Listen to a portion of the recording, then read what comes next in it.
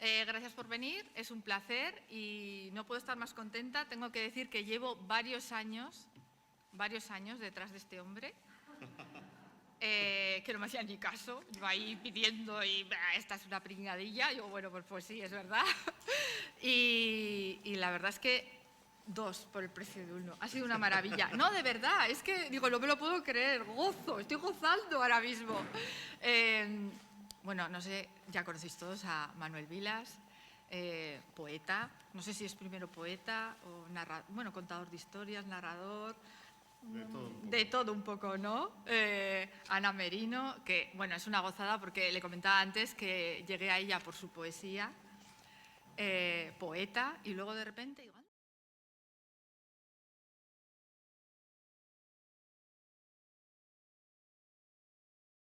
Vilas fue al revés, ¿no? Ordesa, Alegría y bueno, y ahora Roma, que os invito a que lo compréis porque es una maravilla. Podríamos decir, yo iba a decir, bueno, pues igual es un cuaderno de viaje, porque un poemario, pero parece también un cuaderno de viaje, quizá, ¿no? Es este libro, que sí. sacar. Bueno, buenas tardes a todos. Muchísimas gracias a todos por vuestra presencia, a Ainhoa y a Maribel, a todos los que habéis hecho posible este acto. Como dice Maribel, pues un cuaderno de viaje. A mí me cogió la pandemia. Sí. Sí. ¿Todo el rato? Bueno. Es que nos corta el rollo. Bueno, yo me acerco, no hay problema, nos acercamos. Nada, que a mí, no, además yo tengo voz tengo voz fuerte.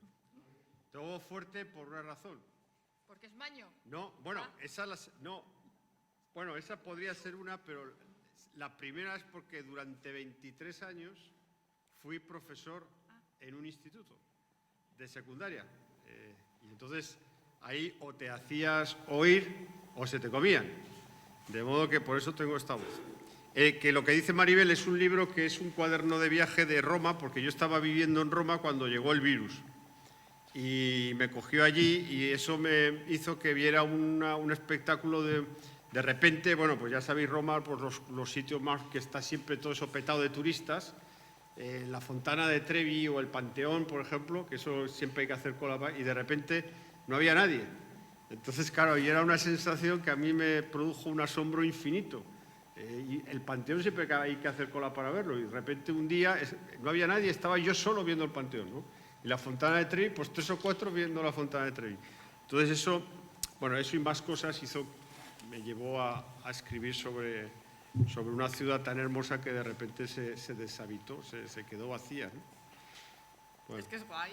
Sí, era una sensación, y luego, bueno, luego ya me tuve que volver a España, luego me arrepentí porque digo, joder, podía haber quedado ahí en Roma.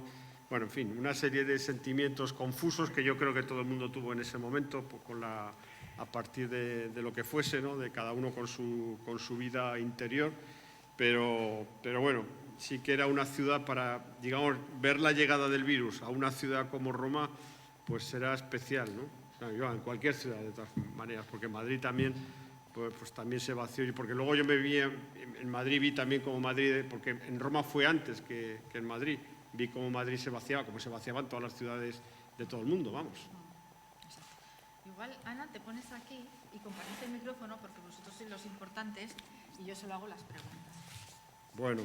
Claro, si no hay micrófono, para ir todo el rato, pues corta el rollo, ¿no? Se nos oye bien, ¿no? Se oye bien. Ya, pero por si acaso, mira, hacemos así y están los dos juntos y mejor así.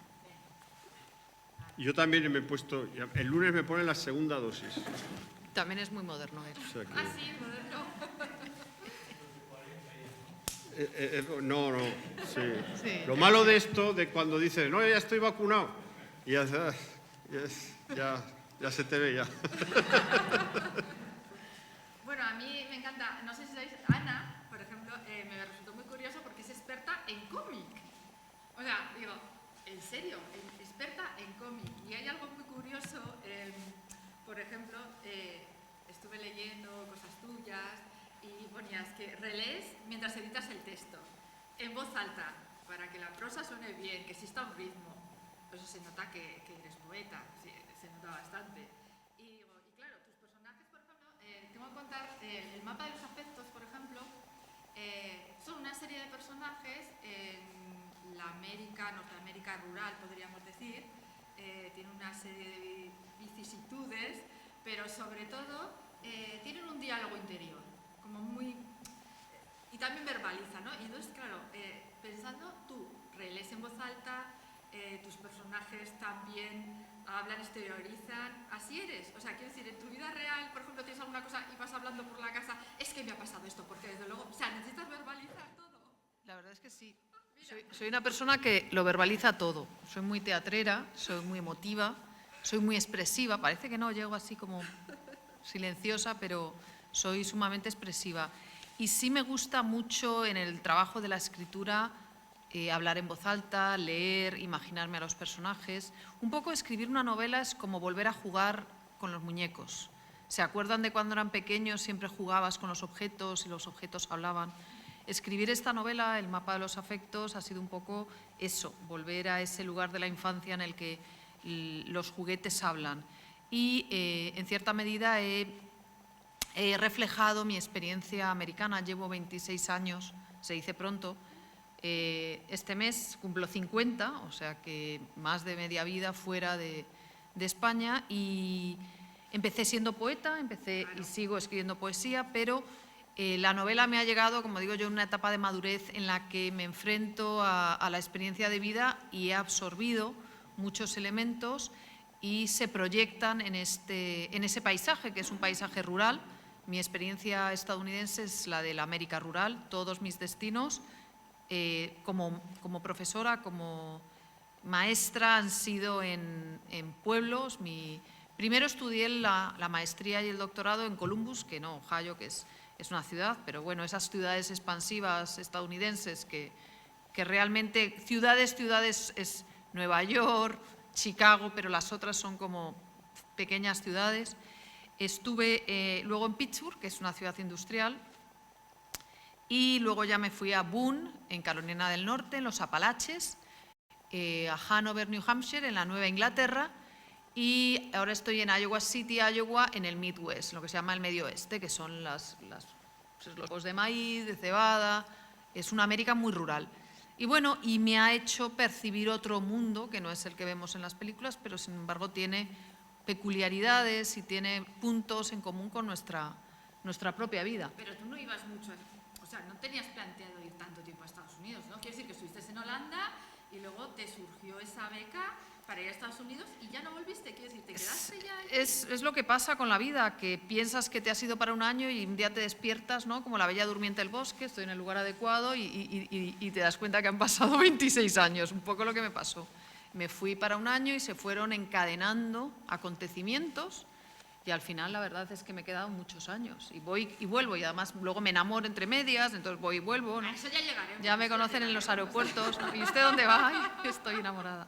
Qué bonito. Y además tuvo que ver algo, he leído lo de Edgar Lee Matters, que estuve leyendo la historia de este poeta que había hecho, que surgía de los epitafios de las tumbas y reconstruía las historias, claro, de los muertos. Exacto. Edgar Lee Masters es un poeta maravilloso que va construyendo la historia del pueblo de Spoon River, que es un pueblo imaginario, a través de las lápidas, de los epitafios de las tumbas de cada uno de los habitantes del pueblo. Y a mí esa lectura del poemario de Spoon River me llamó muchísimo la atención, me fascinó cuando era muy joven, cuando acababa de ganar el premio Adonais, y me fui un poco a Estados Unidos con ese poemario bajo el brazo, ¿no? Manuel se iría con Whitman, ¿verdad?, con Hojas de hierba, y yo me iría con Edgar Lee Masters. Ah, claro. Y entonces de esa idea yo creo que se fue fraguando en mi subconsciente lo que luego sería el mapa de los afectos, pero tuvieron que pasar muchos años. Pero bueno, volvemos a lo mismo. Pasan los años porque la vida es eso, el tiempo es eso, el devenir de la vida, pero seguimos siendo las mismas personas. Entonces, lo que nos gusta, lo que nos llama la atención, lo que nos inquieta, está en nosotros y en cierta medida se va fraguando luego en los momentos de la escritura. ¿No? Se va quedando. Exacto. ¿Qué cosa? Entonces, has dicho Walt Whitman, yo recuerdo unos versos de Walt Whitman que me gustan mucho, que dice: no desesperes, en algún lugar yo te espero. Entonces tú sabías que te esperaban en algún lugar. Whitman te lo decía. Lo supongo. Sí. Bueno, Manuel, por lo menos la narrativa de ahora es un poco autobiográfica, digo un poco porque realmente, por ejemplo, leyendo Ordesa, pensaba, bueno, realmente si tus padres están muertos, también tiene algo de ficción, algo ficcionado, porque están muertos, o sea, no sabes a veces lo que ha pasado, porque ellos no te lo están contando, quiero decir, ¿no? O sea, cuando dicen autobiografía, se ha escrito mucho de Ordesa o Alegría, digo, igual no, o sea, habrá un cierto punto, ¿no? Pero...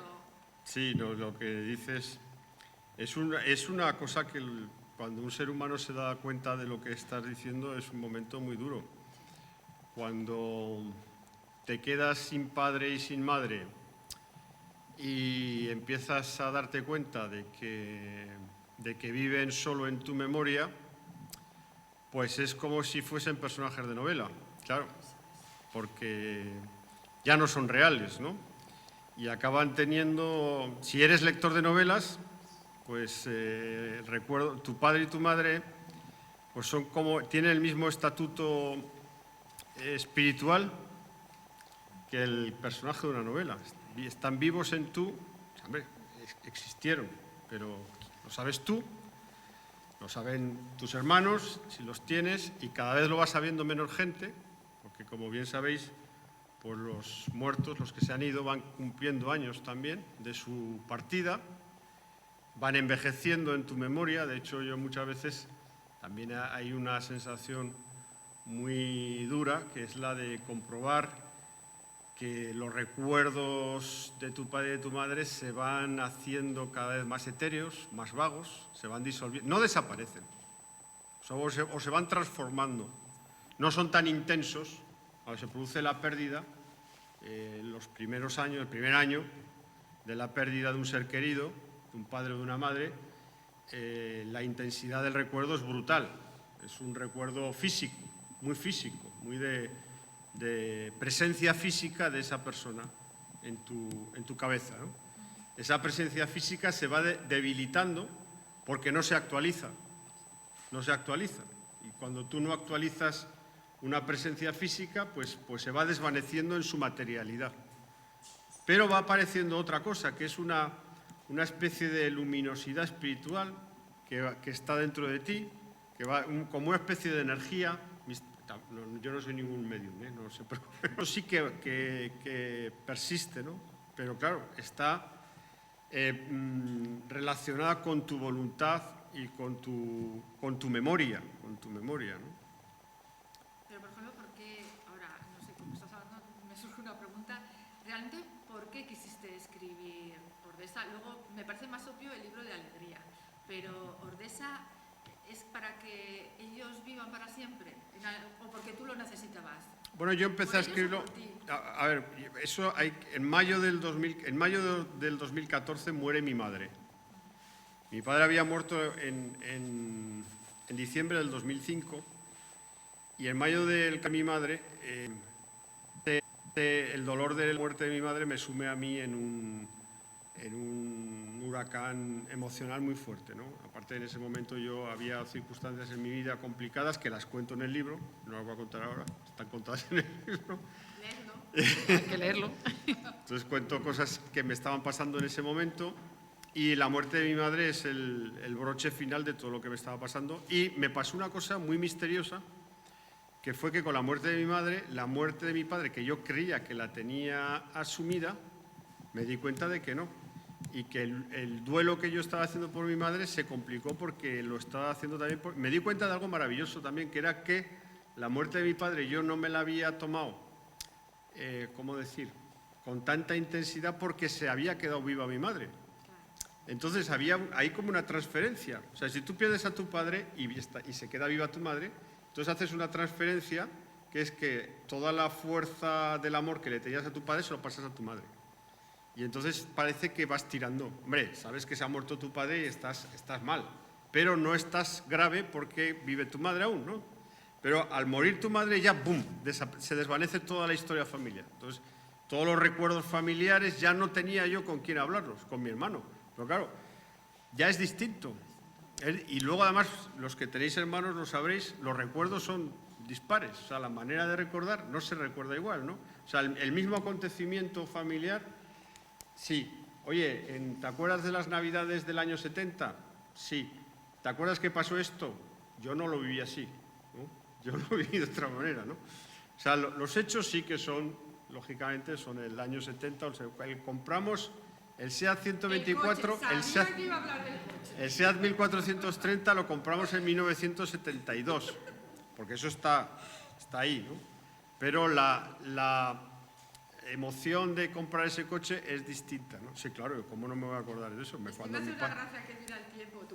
Cuando mi padre compró el SEAT, mi padre medía el tiempo de su vida por los coches que tenía. Yo prácticamente acabo haciendo lo mismo. No tanto ya, porque ya me fijo en más cosas, pero es bonito y además es una prosa poética, además con mucho punto y aparte. Quiero decir que tiene mucho sentido aquí las comas, puntos y aparte.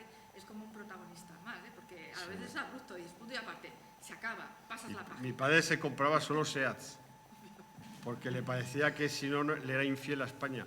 Mi tío se compró una vez, a principios de los 70, se compró un Simca 1200. Y mi tío era el hermano menor de mi padre era el mayor. Y cuando mi padre le vio que se había comprado un coche que no era español, que no era se lo afeó. Si él se compró siempre, era curioso porque, claro, ya en los 80 ya había mucho mercado español. O sea, a ver, en los años 60 y 70 no había más que dos modelos en España, que era el SEAT 124 o el Renault 12, o sea, no había dónde elegir, ¿no? Pero luego en los 80 ya había más mercado automovilístico español y él seguía queriéndose comprar un SEAT. Bueno, ya hemos dicho que Ana es una gran poeta y entonces tenemos aquí a alguien del público que tenemos aquí una. Si yo soy tu sueño, ¿por qué me siento sola cuando me sueño? Llevo rozando tu boca con lo bueno. No sé cómo empezar a contarte una historia que se parezca a ti para que nunca sepas que yo vivo contigo. Los sueños somos como las sombras. Pertenecemos a un solo cuerpo, pero queremos ser otra persona. Es que Muchas gracias. bueno, un aplauso. Y además, maravillosamente leído. Muchísimas gracias. Por ejemplo, Ana, también en tus poemas, pero sobre todo en la narrativa, reivindicas la vida de las personas humildes, por ejemplo, reivindicas la bondad.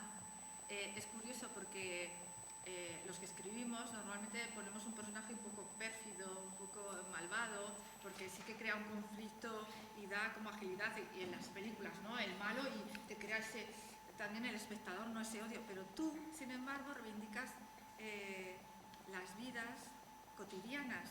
¿Crees que cada persona tiene una historia y reivindicas eso? Y la bondad también. Claro, exacto, porque digamos la bondad es un concepto muy amplio. El que estemos aquí todos juntos es fruto de la bondad, o sea, la supervivencia de la especie humana es fruto de la bondad.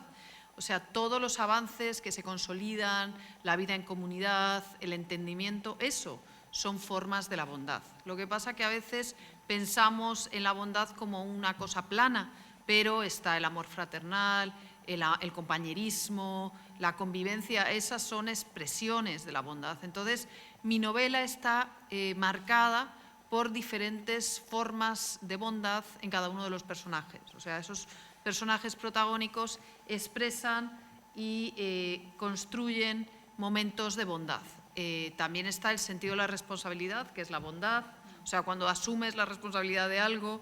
Entonces, esa idea me interesa mucho porque creo que hay un espacio literario muy rico en la gestualidad bondadosa y por eso la novela está plagada de personajes buenos y genuinamente literarios, ¿no?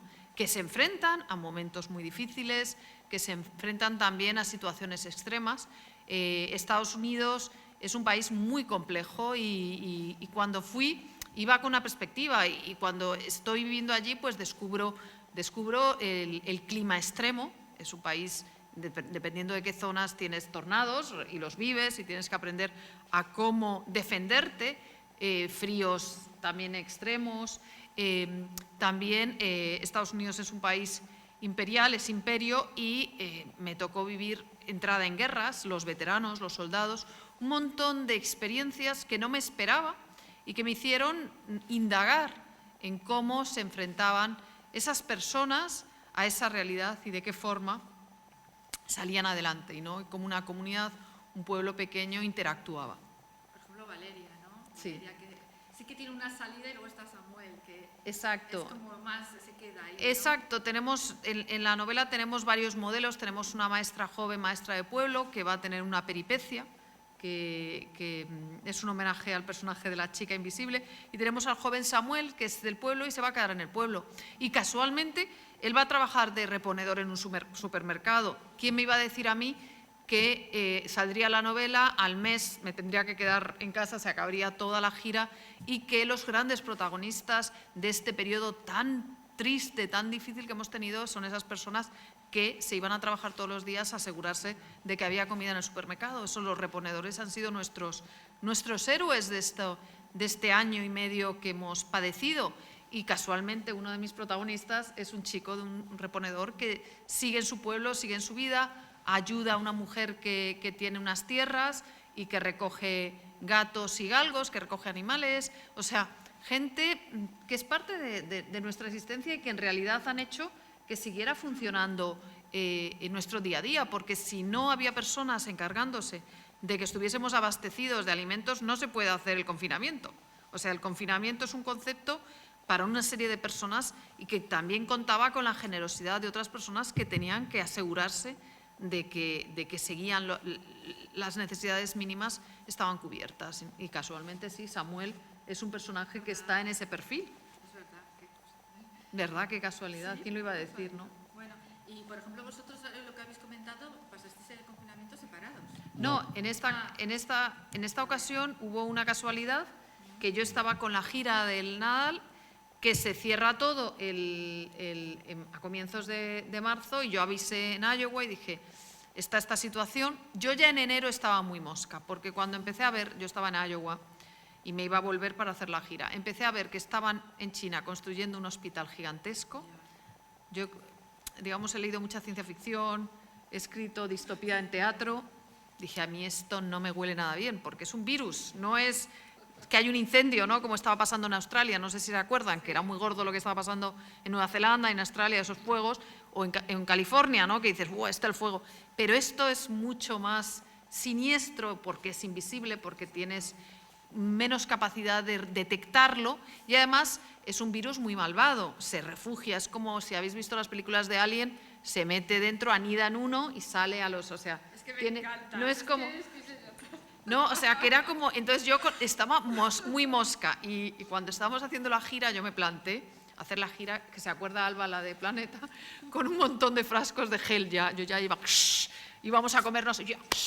digo, no me gusta nada lo que está pasando. Bueno, todos, no, pero está pasando... Digo, no, pero que es un virus. Nada, todos como con esa sensación de está pasando muy lejos. Y se iba acercando. Y ya cuando llegó a Italia, Manuel estaba en Italia, yo llamé a Manuel y dije, te vuelves y tal. Y Manuel, no, pero está en el norte, en Lombardía. Y dije, pero vamos a ver, alma de cántaro. O sea, pero es que yo veía a Manuel como a mis padres como y yo, no, distanciamiento. Yo iba leyendo la bibliografía. O sea, iba llamando a los científicos en Iowa, que enseguida se pusieron con la investigación. ¿Qué está pasando? Entonces, un sector dijo, a casa, ni tomes el avión, porque mi jefa del departamento era, bueno, vuelve, sí, ahí es. Y uno de los científicos de Internacional dijo, refúgiate en casa porque lo que viene es muy gordo. O sea, y efectivamente, a los 2 días, ni tomes el avión porque ¿para qué te vas a plantar en Iowa? Si lo tienes, o sea, no sabemos, puedes que lo estés incubando. Entonces yo dije, no, qué horror, plantarme yo en Iowa y ser la que trae el virus, ni hablar, ¿no? Me quedé, hicimos aislamiento y nos quedamos juntos, que fue una prueba de fuego. Nos quedamos, porque llevábamos nuestro amor, era va, viene, avión para arriba, avión para abajo, ahora te veo un mes, muy romántico, pero no habíamos pasado la prueba de fuego. Un montón de conocidos se han divorciado y nosotros nos hemos aguantado bastante bien, ¿verdad, Manuel? Y hemos escrito como posesos y yo he dado clases por Zoom. Y en enero me avisaron los de Iowa y dijeron, tenemos vacuna, te vuelves, porque ya hay vacuna.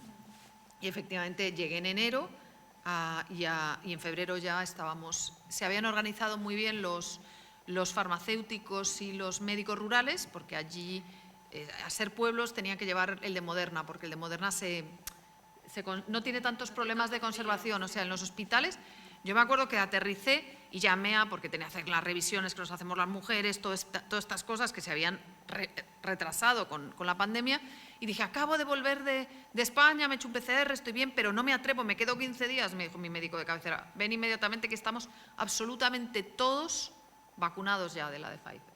O sea, te vienes a acertar porque estáis retrasando todo el mundo pruebas y esto no puede ser, os hacer las revisiones, y digo, pero te has hecho el PCR y además estamos todos vacunados. O sea, que ellos ya estaban en esa zona, en mi pueblo, digamos mi ciudad, que es pequeñita, a tope, metidos todo el sector médico, científico. Y los médicos rurales estaban llevando la vacuna a todos los pueblos y era la de Moderna.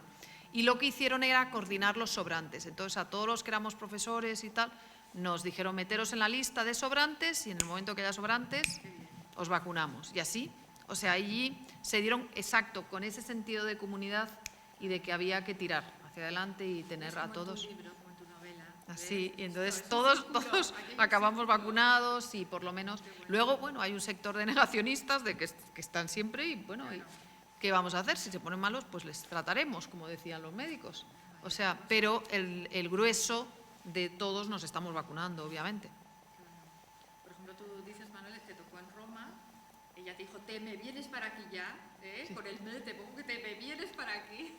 Yo en ese no… Y además se fue a leche, porque no, dijo, me voy al sur, que estoy investigando poéticamente. Y yo, ¿cómo que estás investigando? Amor, que te pierdo. Y se fue, se fue a leche, ¿te acuerdas? No tenía sensación, decía, es que está arriba. Es que encima en Italia, si me dices, pero Italia… No, y los italianos… También estaban igual que tú. No tenían… Bueno, yo creo que en ese primer momento nadie sabía el tamaño de lo que venía, ¿no? Bueno. Parecía… En el primer momento, digo, en el primer momento… Yo es que soy muy fan de Iker Jiménez y yo veía y dijo, viene esto. Pues en el primer momento yo pensamos… Bueno, también cada uno lo ha vivido con una sensibilidad. Yo lo que he visto es que la gente, según sensibilidades, esto se ha vivido de una manera o de otra, ¿no? Yo no lo veía… En Italia, no sé… Tal vez por el carácter de los italianos, que por otro lado somos primos hermanos de los italianos. Es decir, yo viviendo en Italia… yo creo que los españoles, si nos parecemos, o sea, es que somos calcaos. De verdad que yo, fíjate, que uno, a veces hemos pensado, no sé, con otros pueblos, ¿no? Con Francia, muy importante de carácter cultural, ¿no? Eso lo digan estos con Napoleón aquí. De carácter cultural, bueno, pero de carácter cultural sí que hemos sido ha sido un país muy afrancesado en la cultura, en la filosofía. Sin embargo, emocionalmente los italianos somos muy parecidos a los italianos, ¿no? De hecho, ellos enseguida que vienen a España notan como si estuvieran… Es una sensación muy curiosa, porque tú vas a Italia y a veces… Yo fíjate, yo en Roma a veces tenía la sensación de estar ya sé que esto puede parecer un poco ridículo, pero tenía la sensación de estar en mi pueblo, que es Barbastro. Esto a lo mejor era una alucinación, porque evidentemente no, pero había una sensación, no sé, algo, no sé qué es, no sabría, algo misterioso que me daba a mí una sensación de familiaridad. Entonces, bueno, el caso es que yo veía que los italianos no le prestaban mucha… que era más… Los italianos lo que sí veían era que de repente tenían un montón de cancelaciones y que todo el turismo se les iba al traste, ¿no? Y eso me acuerdo porque yo hice un viaje justo antes al sur de Italia y me acuerdo que con un par de hosteleros que hablé me decían eso, que estaban todo lleno de cancelaciones, ¿no? Y ellos no entendían por qué, ¿no? Decían, es el miedo, decía, ¿no? La paura, ¿no? La paura, el miedo de la gente, pero no algo real, ¿no? Bueno, eso luego hemos visto lo que ha sido, ¿no? También, yo qué sé, yo creo que en ese primer momento había gente que los científicos sabían más de lo que venía, ¿no? Pero la gente normal, yo cuando llegó esto, pues yo creí que sería una semana o dos, ¿no? Como mucho. Yo creo que ese era el cálculo que nos habíamos hecho, 2 semanas, ¿no? una gripe muy agresiva o muy terrible, pero no más de 2 semanas. Y luego pues vimos que no, que esto era… De hecho, en estos momentos yo creo que a ciencia cierta nadie sabe muy bien qué ha pasado, qué nos ha pasado, qué nos está pasando y cómo será mañana, ¿no? Y volviendo a Roma, aquí hay algo muy curioso cuando leía que te encuentras la estatua de un dios egipcio con cabeza de león. Y me parece muy curioso porque es un dios pagano. Y entonces estás en Roma y interpelas ahí a la deidad y entonces dices, cuentas algo. Te pido que me ayudes, si quieres un Dios que dije. Entonces la cabeza de león me habló y me amonestó. Voluntad de hombre mortal me hizo. Ni siquiera tuve una vida como tú la tienes. Vete de aquí, sal a la calle, camina por los bosques, báñate en los ríos, come en los restaurantes, vive un amor con quien se deje. Y no vuelvas nunca a invocar a los muertos, porque te llevarán ellos. Sí, claro. Sí, eso es… Tú estás ahí, eso es una estatua de los museos vaticanos. Entonces eso es tú entras en los museos vaticanos y todos son deidades, todos son dioses, vírgenes y tal, todos son divinidades. Y tú te sientes un poco acogotado, ¿no? Ante tanta belleza y tanta maravilla, ¿no? Y tú como condición mortal y tal, dices, todos los dioses del catolicismo, pero también los dioses de la antigüedad, porque ahí hay ruinas, o sea, trajeron de Egipto y un montón de cosas y tal.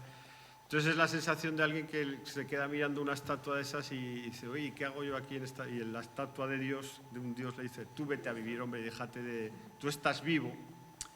Claro, en todo el libro hay una disquisición que es importante, que es un poco… Cuando tú ves el arte, yo qué sé, este mismo castillo, ¿no? Palacio. Este palacio. Cuando tú ves arte, te quedas un poco, sobre todo arte antiguo y maravilloso, ¿no? El barroco, el gótico, el románico, te quedas un poco anonadado, ¿no? Con tu categoría humana, ¿no? Pero hay una cosa que es casi como una defensa contra el arte, ¿no? Sobre todo en Italia, donde todo el país es arte. Es decir, el arte, tú te vas a ver el David de Miguel Ángel y dices, joder, y yo, al lado de este hombre, yo soy nada, ¿no? El David de Miguel Ángel es perfecto. Pero hay una diferencia importantísima, y es lo que se repite todo el rato en el libro. Dice, el David de Miguel Ángel no se puede mover, no puede salir a la calle a tomarse un café. Yo sí puedo. Yo soy imperfecto, feo, pequeño y muy feo, y tú eres perfecto y maravilloso, pero tú no puedes ir a tomarte un café y a tomar el aire, y yo sí, ¿no? Y esa es la idea del arte y la vida, ¿no? Sí, el arte es maravilloso, pero está muerto. La vida es imperfecta, pero está viva. Elige. Pues yo me voy con la vida, claro, como todos los que estamos aquí. Claro que sí. Y hay algo muy curioso, hablas también del armario, ¿no? Cuando llegas a la habitación que dices que el armario parece pequeño, que vas a colgar las cosas, que te preguntas cuánta gente ha pasado por ahí y que te acuerdas del armario de tu madre. Y me estoy acordando, igual me equivoco, pero creo que cuando tu madre murió era vuestro cuarto, sí. Y también abriste el armario, creo, ¿no?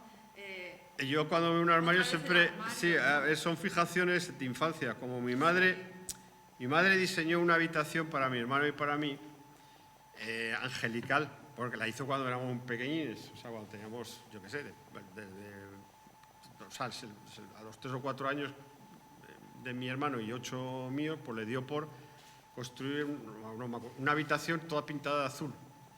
Y era como una maravilla de infancia. Todo era puro, idílico y súper infantil, muy infantil. Y yo creo que eso a mí se me grabó, ese color azul con el que pintó el armario, los cabeceros de las camas, la mesilla. Hizo una cosa salvaje, ahora que me acuerdo. Hizo el crucifijo que teníamos, lo pintó de azul. Eso también hay que ser… O sea, era una innovadora también. O sea, porque un crucifijo, o sea, pues era de madera, iba y pintó la madera de azul. O sea, teníamos un crucifijo pintado de azul, que eso lo hubiera visto Andy Warhol, le hubiera hecho una foto. Y entonces ese color azul y esa idea del armario azul, yo creo que cuando veo un armario siempre me viene un armario del tamaño ese, preciso que había, pues siempre, y ese tamaño, el que viví yo en Roma del armario, me recordaba al armario de la infancia. Bueno, yo creo que todos tenemos recuerdos muy poderosos de la infancia y cuando vemos algo que se parece a algo que tenemos ahí en la memoria, enseguida lo establecemos una comparación, ¿no? Y nos quedamos un poco así inundados, ¿no? del pasado, ¿no? Que de repente vuelve cuando menos te lo espera. El pasado, los que tenemos una edad, el pasado vuelve cuando le llamas a través de cosas que ves, ¿no? Que te traen el recuerdo, y a mí me pasa con el armario. Habrá que declararlos esos armarios bien de interés familiar, ¿no? Sí, hombre, también pasa mucho con los coches antiguos. Que eso, yo cuando veo un SEAT 124 por ahí de estos antiguos, bueno, digo, ahí va a salir mi padre del coche, ¿no? O sea, claro. Es curioso, sí. Y bueno, y viene Alegría, aquí Ordesa, luego Alegría, y tiene mucho que ver Mo, que tenemos aquí a Mo, que qué bonito, ¿verdad? Sí. Bonito. Es que tengo que decir, para los que no habéis leído, que yo sé que lo habéis visto porque está el club de lectura aquí, que pone, claro, nombres de músicos. Entonces, claro, tenemos a Baldi, claro, Mo, y es muy curioso porque es un cambio, tenés Ordesa y luego ya, esto se titula El amor nos salva, ¿no? Y realmente es algo que es verdad, el amor nos salva. Exactamente, y ella sale de personaje en Alegría, que se llama Mozart. Cuando, hombre, no... Es bonito. Sí, yo encantada, ¿eh? Yo cambio los nombres de la gente de mi familia, los cambio porque ya lo hice en Ordesa, me daba apuro usar los nombres reales y tampoco me iba a inventar los nombres. Uno no se va a inventar el nombre de su padre, ¿no? No tiene sentido. Pero también le da pudor usar el nombre del padre, ¿no? Entonces, ¿cuál era la solución? Pues empecé a llamar, como yo soy melómano, pues empecé a llamar a esto, vamos, lo permite la literatura. A mi padre lo llamé Juan Sebastián Bach, a mi madre Wagner, o sea, sí, a ella la llamé Mozart, y yo os invito a que hagáis lo mismo. Es la imaginación en estado puro, Bueno, ¿no? vidas humildes con grandes nombres, ¿no? Sí. Había también ahí una cosa bonita. Mi familia era una familia de clase media-baja. Mi padre era viajante, mi madre ama de casa, no, era una familia sin estudios, era una familia, en fin, pues qué os voy a contar, ¿no? Pues salida de la posguerra más oscura y claro, de repente a una familia de clase media-baja darles nombres ilustres, pues había como una especie de redención social, ¿no? Bonita y barata. No, además aquí pone escrito, es que me gustó, la historia de amor con Mo ocurre en Estados Unidos. Claro. Yo creo que fuimos felices allí y lo fuimos de una manera bastante sencilla. Lo que más hacíamos era ir de hotel en hotel. A los dos nos gustan los hoteles. Por otra parte, los dos salíamos de un divorcio. O sea, ¿qué tal vuestra boda? Eso- Porque me ha dicho eso lo un escribo- amigo común que he investigado eso que lo os es- pregunte por la boda. Eso lo escribo yo en Alegría, lo he escrito yo, es una madre mía. Ya me estaba apurando, digo, no lo habré escrito yo. Madre mía. Es que a mí me pasa que se me olvida lo que escribo y luego cuando me lo leen digo, madre mía, contándolo todo. Contándolo todo. Efectivamente, hay una cosa peculiar con Manuel, y es que, es verdad, antes de conocernos teníamos otras vidas y nos conocimos cuando nuestras vidas, digamos, ya se habían roto. Y cuando empezamos a conocernos, yo vivía en Estados Unidos y él vivía en España, y él tenía ganas de conocerme más y entonces empezó a viajar. Y se presentó la oportunidad de conocer Estados Unidos un poquito más. Yo siempre estaba un poco en los mismos lugares, entonces Manuel venía a verme y tenía que escribir artículos sobre Estados Unidos, que están todos recogidos en un libro precioso, digamos, todas esas experiencias, que se llama América. Que entonces, a través de esa excusa de venir a verme y aprovechar para recorrer Estados Unidos, tuvimos una oportunidad fabulosa de irnos a la carretera y empezar a descubrir lugares. Y hay una cosa peculiar en Estados Unidos, Manuel es muy fan de los hoteles, que tiene muchos hoteles distintos en lugares increíbles, extraños, y ahí vamos de hotel en hotel. Sí, bueno, es que hay luego, pues en eso, la América, digamos, la América- América profunda, no, o sea, Nueva York, un hotel en Nueva York vale una fortuna, en Manhattan, pero en la América profunda pues es muy bonita. Es la presencia de la naturaleza en Iowa, por ejemplo, la presencia de la naturaleza es un auténtico, es fortísima, ¿no? La naturaleza está en todas partes, ¿no? Entonces el americano de esta América está todo el día en contacto con la naturaleza, y allí hay muchísimos hoteles, y los hoteles americanos son un espectáculo de derroche de espacio, ¿no? Te dan habitaciones gigantescas y son baratos, ¿no? Y están muy bien de precio, ¿no? Y entonces, bueno, pues hay una experiencia ahí que se puede hacer, que es la América profunda, viajar por ahí un poco viendo las ciudades del medio oeste y bueno, y hoteles de carretera que están muy bien, y todo tiene tiene mucha fuerza literaria. Lo hemos visto en las películas, ¿no? Bueno, pues eso que hemos visto en las películas, pues verlo para ti, pues te conquista mucho. Y luego que en cualquier momento no es necesario planear nada, en cualquier momento te lanzas a la carretera y bueno, y paras en Sí, un a veces motel. a veces también te vienen películas a la cabeza te viene la de Psicosis, según qué hotel vayas, Pero echas bueno. bien el candado.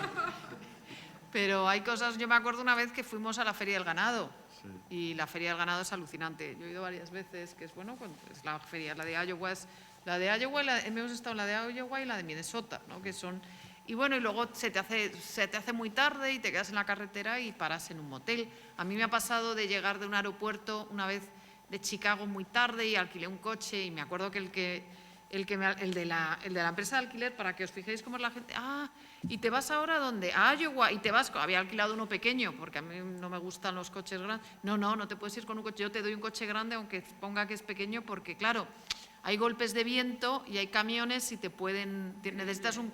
Y el hombre, que no te dejo irte con un coche pequeño a Iowa. Y me fui como iba, parecía que llevaba un tractor. Y es verdad que a mitad de camino, de eso que dije, qué cansada estoy con jet lag, me estoy durmiendo, y vi lo típico, un motel, y frené y me fui a dormir. Y sí, luego ves películas donde ocurren cosas misteriosas, pero yo tenía como, mejor duermo aquí que no me duermo por el camino, ¿no? Pero no tenía esa sensación de peligro, ¿no? Pero ahí me quedé en un motel, y a la mañana siguiente me desperté, y es verdad, tenía un cochazo en el parking, porque era de noche y no me había fijado lo que me había dado el señor. Al americano de la América, bueno, los que hayáis estado ya lo sabéis, de la América profunda, del medio oeste, no de Nueva York, es que hay dos Américas. La de Nueva York no tiene nada que ver con la América. O la de Miami, exacto, la de las grandes ciudades, Nueva York, Chicago, San Francisco, ese americano, esa vida americana no tiene que ver con esta que vivimos Ana y yo, en donde no entienden lo pequeño, o sea, lo pequeño no lo entienden, en la América esta, en la América profunda, no entienden, o sea, tú, por ejemplo, yo al principio me maravillaba, claro, tú entras en una habitación de hotel y la mesilla era enorme, ¿no? La mesilla, ¿no? La taza de váter también enorme. El papel higiénico es el doble de ancho que el papel higiénico español, ¿no? Todo es más grande. Y ves como una especie de acompasamiento entre la grandeza del territorio y, claro, si tú estás viendo todo el rato un territorio enorme, que prácticamente eso es un continente, pues de alguna manera no tiene sentido que hagas tu vida con objetos o con casas, espacios pequeños. Los coches son gigantescos. O sea, y alquilar un coche pequeño, si tú pides aquí en Europa, cualquiera que alquila un coche, no se le ocurre alquilar un coche grande, pero es que hay que tú vayas a alquilar un coche pequeño, les parece una excentricidad, porque piensa que con un coche pequeño no vas a ningún sitio, automáticamente te van a dar por lo menos uno medio, ¿no? Claro. Y así con todo. No. Y te pones a comer y la ración de patatas fritas es XLLL, o sea, es todo gigante, todo muy grande, ¿no? Y ahí de hecho la gente, el europeo que llega, engorda enseguida. O sea, yo tienes que frenarte porque la exhibición de la comida es constante, porque es que en España tú sabes que hasta las 2 en ningún sitio te van a dar de comer. Pero es que, claro, ahí empiezan a comer a las 7 de la mañana y están todo el rato comiendo, no paran, ¿no? O sea, las cocinas están todo el rato. Y entonces vas comprendiendo un poco pues, ese tipo de vida que a un europeo le resulta interesante porque es muy distinta, ¿no? Claro, luego tienes que controlarte porque puedes acabar de 100 kilos enseguida, vamos. Bueno, ¿y la boda qué? Que no me habéis contestado. Bueno, que te lo cuente ella.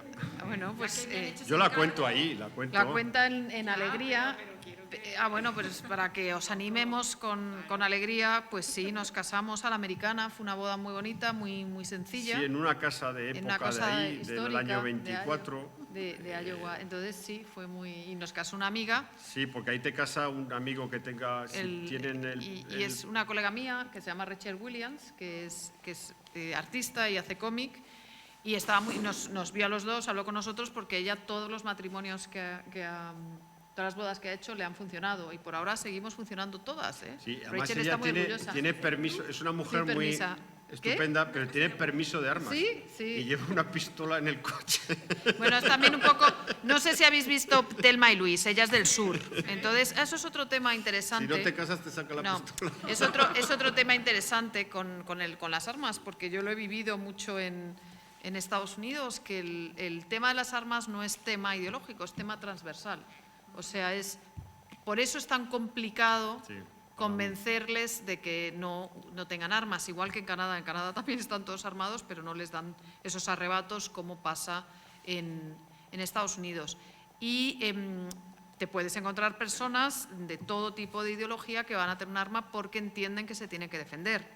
Entonces, la persona que si viajas sola, eres mujer, te quedas por cualquier sitio, tienes niños pequeños, vas en caravana, etcétera, etcétera, y tal, y nadie te va a proteger. Entonces, hay un sector de personas que cuando hablas con ellos dicen, bueno, si yo tengo, el sheriff está a 60 kilómetros, ¿cómo me defiendo? El sheriff es el más malo.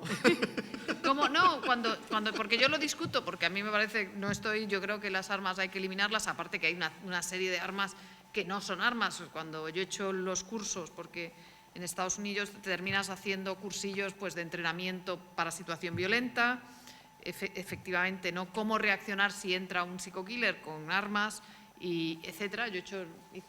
Me apuntaron a mí, yo he hecho esos cursillos, también he hecho el cursillo de parar la sangre si hay un accidente, porque hay muchos accidentes. Si hay un tornado es muy peligroso porque hay muchos cortes, cómo puedes ayudar a alguien. Cuando hay gente que trabaja en zonas rurales, la maquinaria agrícola, o sea, a lo mejor aquí también con la maquinaria agrícola, la cantidad de accidentes que hay, de cortes, de cómo taponar, de cómo… En fin, que uno termina haciendo cuando vive en una zona aislada y compleja un montón de cursillos. Y una vez me tocó hacer el cursillo con los policías para reaccionar en situación de emergencia. Entonces, claro, mi discusión con el cuerpo policial, porque lo primero que te enseñan es, te explican qué tipo de armas se venden y son accesibles al público. Entonces tú dices, bueno, vale, una escopeta para no sé qué, para los cazadores, un no sé qué, una pistola para la defensa personal y esta metralleta me pueden explicar. Bueno, claro, oiga usted, porque uno no se va a cazar coyotes ni no sé qué con una… Pues es verdad, ¿no? Digo, habrá que poner límites, ¿no? Tienes razón, o sea, el que comete esos crímenes desatados es el que se compra esa metralleta de repetición. Entonces hay un debate profundo, pero te vas a encontrar con los estadounidenses que, bueno, que determinadas personas van a estar armadas por determinadas circunstancias y eso te sorprende. Y a mí me hace recordar mucho la película Thelma y Luis, que es un clásico de hace 30 años ya, ¿no? ¿O no 20? 30, ¿no? ¿Qué es lo que sucede todo? Bueno, porque una de ellas, pues es efecto, lleva un arma en la guantera y cuando la amiga tal, pues bueno, sucede el accidente en el que reacciona y mata al agresor. Entonces es complejo y te vas a encontrar, bueno, pues que algunas personas te van a explicar su punto de vista y su experiencia y por qué estás en un sitio donde hay alguien que está armado y te va a explicar y te va a decir, mira, yo estoy armado, ¿cuál es el concepto de defensa personal? Porque nosotros en Europa, o sea, tenemos otra relación, sobre todo en las ciudades, con las armas. Yo estoy en contra de las armas. Y hice el cursillo y ya sé que si nos viene un agresor, pues lo que hay que hacer es lanzarle el primer objeto. No sé si os acordáis aquel criminal terrorista que entró en el tren, en un tren francés, y que tuvieron la suerte de que había dos, un soldado y un chico. Yo no vi la película. La película de Clint Eastwood. Entonces, que supieron cómo reaccionar. Y que gracias a eso no hubo allí una carnicería, porque hicieron lo que hay que hacer, ¿no? Que es lo primero que te enseñan. Si nos vienen a agredir, si nos echamos todos al suelo estamos fritos. Entonces lo que te enseñan es, hay agresor, con todo lo que tengas, a por él. Porque tendréis muchas más posibilidades, y esto ya os lo enseño para si alguna vez tenéis un agresor que entra, tendréis muchas más posibilidades de salir todos adelante y de que no echarse al suelo y correr, no, a por él. O sea, con Claro. todo lo que tengas, el móvil, el tal, pum, pum, pum, a por él. Entonces, bueno, yo eso no lo sabía, porque a nosotros nos enseñaba que si veíamos a alguien que nos iba a agredir, pues al suelo, no a cubierto, no. Entonces, eso, que sale en la película, fue, por lo visto en el periodo, cuando dije, estos les han enseñado. Pero claro, como digo yo, no es un poco triste que aquí una profesora de universidad tenga que aprender a bloquear una puerta, a golpear al asesino con una silla, ¿no? Yo estoy para dar clases, no para... Pero bueno, ya me puestas, pues aprendí a cómo bloquear puertas, esconder a los chicos, golpear al... Entonces, por eso llevo la mascarilla de Wonder Woman, porque digo, bueno, me he hecho todos los trainings. Si alguien tiene y se queda sin respiración, le hago las... Sí, Iba a decir PCR. le hago una reanimación, que eso es muy importante, yo creo que eso se tendría que enseñar. Se enseña, Porque aquí nos... se enseña menos aquí, mal, me quedo se tranquila. enseña. Porque aquí nos ponen las maquinitas, pero como nos explican, como si esas maquinitas que hay en la pared no estén actualizadas, no estén sincronizadas, te encuentras que vas a usar la maquinita, que te tienes que leer las instrucciones y que va a ser más cómodo empezar a bombear la sangre de esa persona hasta que lleguen los paramédicos, es mucho más efectivo que, espera, ¿dónde se enchufa? Espera, ¿no? O sea, que Aquí no la hay mejor... paramédicos, aquí hay médicos. Bueno. Sí, pero volviendo a lo mismo, hay que actualizarla.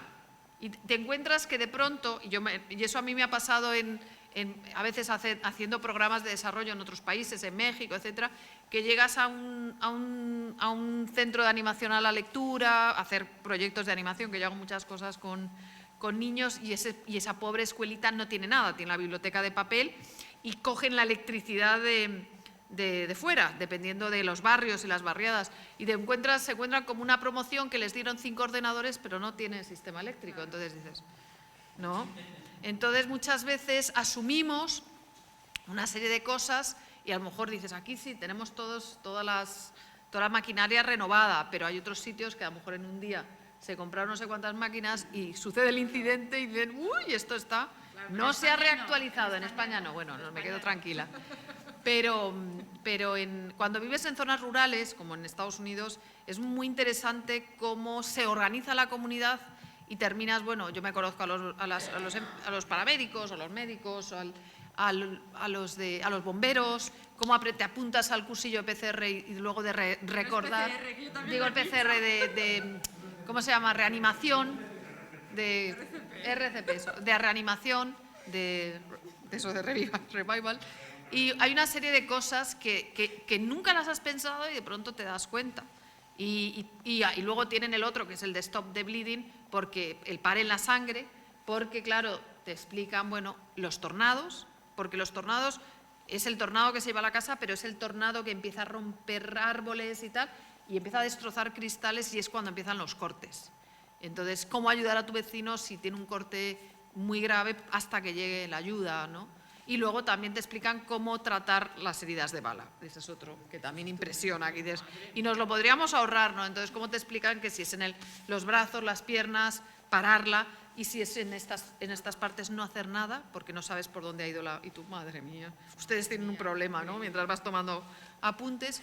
Y luego ya todo el tema de la maquinaria agrícola, que la maquinaria agrícola a veces puede ser muy traicionera y hace cortes bastante graves hasta Bueno, que... ya habéis todo lo que aprendemos en mi pueblo, lee. Sí. Toda literatura, pero Y hemos todos aprendido- apuntarse a los Oye, cursillos. Además tienen un ¿eh? problema, el país tiene un problema con el problema, o sea, el tema de las armas es una tradición cultural que no hay manera. Ahí ha habido presidente, Obama por ejemplo, una vez salió llorando porque se veía ya impotente para prohibir las armas, ¿no? Porque cualquier persona normal y cualquier país normal lo que hace es prohibir las armas. O sea, es que eso es de cabeza, ¿no? Pero a un europeo eso no le entra en la cabeza. O sea, no puede entrar en la cabeza que haya un señor, a su vecino, que tenga una pistola, no, que tenga, yo qué sé, una K-46 de estos, ¿no? O sea, Eso es un problema cultural de ese país que nosotros no podemos entender. Es una herencia de la forma en que se construyó la identidad nacional allí, la manera de defender, la idea de la defensa, la idea de la propiedad privada, que es muy importante allí, que son sistemas conceptuales y políticos muy fuertes. Uno de ellos es la propiedad privada y la posibilidad de que el Estado no te defienda como tú debes de, o sea, y la posibilidad de defenderte tú. Estas son creencias muy firmes que, obviamente, para un europeo son incomprensibles, evidentemente. Y claro, lógicamente, que se maten, que haya todas estas cosas que vemos en los telediarios, procede de la posibilidad de tener armas. Y Obama, por ejemplo, yo me acuerdo que estábamos en Iowa, que salió llorando porque había habido no sé qué, un chaval que se había cargado un chaval de 18 años, se había cargado a no sé cuántas personas, y Obama salió llorando ante la impotencia de prohibirlas, que no hay ningún presidente ha conseguido prohibirlas, ¿no? Y, hombre, digo presidentes, por ahí hay otros que les parece estupendo, ¿no? Entonces es un problema que tienen ahí grave, ¿no? Sin embargo, cuando tú estás allí, en Iowa, por ejemplo, yo jamás he tenido, digo en Iowa o en otros sitios, jamás he tenido la más mínima sensación de peligro, ¿no? O sea, la vida americana es absolutamente tranquila. Y eso que hubo un verano que hubo un tiroteo de en unas Iowa. bandas que se habían ido de otra ciudad y Sí. acabaron peleándose en un parking de Iowa. Pero la percepción que uno tiene es la de... A ver, yo tengo un sexto sentido cuando... He viajado mucho a Latinoamérica, he ido a muchísimos países de Latinoamérica y ahí sí que la percepción del peligro es inmediata y total. Y en cambio en Estados Unidos en ningún momento... Yo tengo un sexto sentido. O sea, claro. Y ahí en Estados Unidos jamás se me ha encendido ese sexto sentido, claro, que se me enciende en cualquier ciudad de Latinoamérica. Pero bueno, por las circunstancias distintas, por donde has estado también, porque has estado con una persona que es viviendo en una casa, conociendo el lugar. Pero hay un hecho curioso que sí quiero destacar, y es que Estados Unidos es como el espectáculo vivo de las cosas, o sea, y sin embargo son unas personas enormemente pragmáticas, y eso lo estamos viendo ahora con el tema de la pandemia. Todos pensábamos que iba a ser el caos terrible porque al principio, no sé si recordáis que se armaron todos hasta los dientes. Cuando empezó a llegar la pandemia, empezaron a ver que Europa se iba a la deriva, muchos estadounidenses fueron a comprarse el papel higiénico, el no sé qué, las armas, y todos nos llevamos las manos a la cabeza. Y encima estábamos con la campaña electoral que yo decía, bueno, ¿qué va a pasar, ¿no? Muy alterados, Trump estaba metiendo mucha caña, estaban todos con los dientes fuera y las uñas, y allí había un intercambio muy agresivo. Sin embargo, tienen un sentido muy pragmático de comunidad, y eso se ha visto en cómo se han desarrollado los acontecimientos, porque fueron capaces de negociar, por un lado, el tema de la pandemia, de no cambiar al virólogo en ningún momento, era el mismo que el de Obama. Trump podía decir todo tipo de barbaridades y detrás veíamos al técnico y todos veíamos, ¿no?, el doble lenguaje, y a la vez demócratas y republicanos se aseguraron de que iban a comprar vacunas de todas. No regatearon como hizo Europa, que desgraciadamente, o sea, dijeron, no podemos, vamos a apostar por todos los boletos de lotería, nos tiene que tocar la lotería, o sea, todas las farmacéuticas invertimos, les compramos, no vamos a llevar al espacio político la pandemia, y es cuando dijeron, todo el que se ponga malo de COVID es problema nacional, como si fuese una guerra, quiere decir que se le trata a todo el mundo, porque claro, llegó el debate de somos la sanidad es privada, tenemos aquí un caos. Entonces, tuvieron un sentido pragmático que me ha sorprendido, porque se dieron cuenta del límite humano y pudieron hacer la transición. No lo llevaron a una pelea extrema, vieron cuál era el límite humano y que tenían que seguir tirando. Y hemos tenido una transición muy tranquila en Estados Unidos y una vacunación súper eficiente. Por eso mismo, porque hicieron como un pacto político en el que lo tuvieron muy claro. Y eso a mí me sorprendió, porque claro, yo veía a todos armarse, yo decía, esto va a empezar aquí. Entonces, es como quizás por ese sentido de comunidades, porque por un lado tenemos la ciudad, pero luego la América rural está muy cohesionada, es muy como en el mapa de los afectos, de ocurren cosas terribles, pero los vecinos tienen un sentido de la responsabilidad. Yo estoy en el board del teatro de Riverside, somos de todas las ideologías, pero nuestra prioridad no era ponernos a discutir desde la ideología, sino que todos los miembros, actores y todos los que trabajan en el teatro, que es sin ánimo de lucro, cobrasen, aunque se cerrase todo, conseguir la financiación. O sea, hay como un pragmatismo comunitario, por lo menos en determinados círculos, que a mí me sorprende, ¿no? Que eso es lo que he aprendido mucho de los estadounidenses, ¿no? A ver, ¿quién quiere hacer una pregunta? Sí. Venga. Luego me paráis, ¿eh? Luego les paráis. Sí. No, mira, me queda de preguntar, o sea, la lectora cero, la de su padre. Bueno, tengo de preguntar, pero que no puedo ya. Mira, o sea que... Nosotros somos el mapa de los afectos de alegría. Y claro, nos conocíamos amor y sabíamos que era ella. Pero ahora que la conocemos, pues suponemos que sí que ha sido tu alegría. Nos gusta, a mí por lo menos me ha gustado mucho conocerla. Y lo de los hoteles, pues sí me ha llamado la atención. Fíjate que era afición a los hoteles, ¿no? Y sobre todo que en América pensamos que algo tétrico, horroroso, por las películas, y sin embargo a ti te parece fabuloso. Las habitaciones de hotel, eso también me sorprendió. Te llaman, toda la diferencia te llama la atención, ¿no? Entonces es un mundo construido de una manera distinta a como tú has visto en España, ¿no? O en Europa, ¿no? Y claro, y lógicamente como un escritor pues se fija en esas diferencias, ¿no? La idea de los hoteles tiene también una lectura más profunda, que es la idea de alguien que llega a un hotel es como si de repente suspendiera su identidad, ¿no? Porque de repente entra en un espacio distinto, no es otra cama, otro armario, otro cuarto de baño.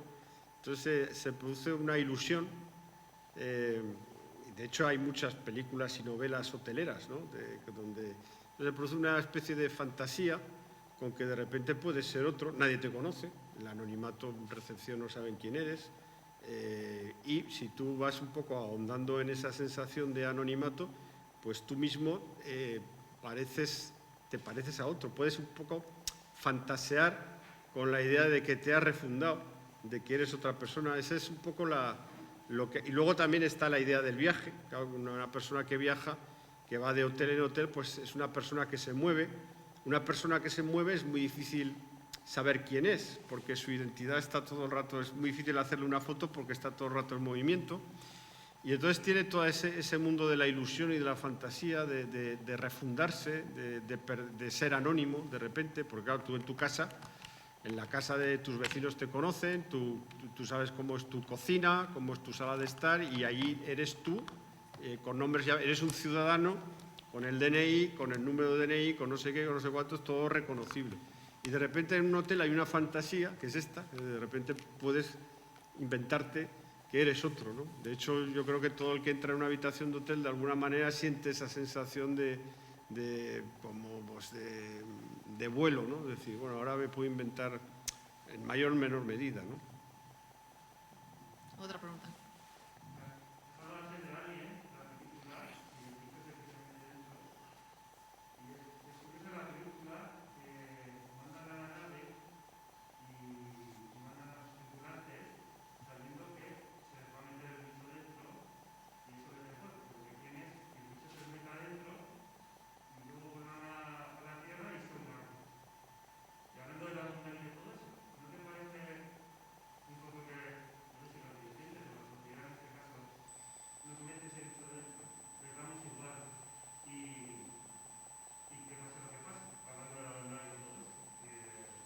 Claro, en la trama de la película están en esa guerra bacteriológica, ¿no? Que está ya en la Ilíada, porque en la Ilíada, si te lees la Ilíada, vas a ver que usan unas telas con peste para debilitar al contrario.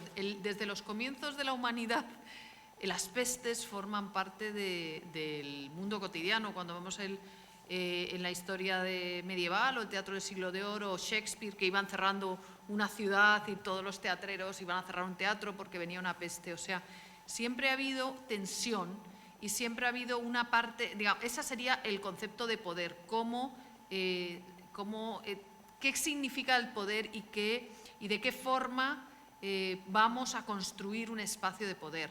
En la película Alien mandan a un grupo de científicos a investigar y hay un grupo secreto que quiere que se infecten para tener ese arma poderosa. Esa realidad podemos decir, bueno, ¿existe el mal? El mal puede existir, lo que pasa que el bien es más pragmático, es más capaz de reaccionar porque la supervivencia es una supervivencia grupal. Además, al mal, cuando quiere controlar un poder, se le escapa y en Alien lo vemos porque destruyen a todo el grupo. O sea, pero a mí me interesan los recursos humanos para enfrentar el mal y para construir el espacio del bien, ¿no? Pero el mal existe y existe desde los espacios de la ciencia ficción, que se convierte en una trama muy atractiva, pero lo que nos interesa es el bien, es que los buenos salgan adelante, que los científicos se den cuenta. En esta trama del mal nos interesa el bien porque el bien somos nosotros, somos la comunidad que está aquí, que cree en la lectura. La lectura es el bien, el querer leer es el bien, el querer estar juntos, el celebrar este espacio maravilloso, esto es el bien en mayúsculas, pero sí suceden cosas que rompen esa armonía y es la búsqueda de volver al espacio del bien. No sé si te he contestado. Más o menos, ¿no? Bueno, chicos, pues ya hemos acabado aquí. ¿Me ha salido el pues? Salió el pues aragonés. Ha sido un verdadero placer. He escrito, bueno, no lo he escrito, no, que no lo he escrito yo, lo he apuntado, pero es que me apetecía para acabar, que leí y me acordé de vosotros.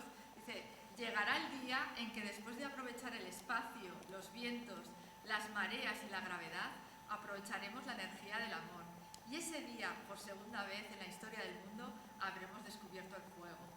Muy y bien. vosotros sois fuego. Ya Pues lo nada. que sí. Gracias. Un placer.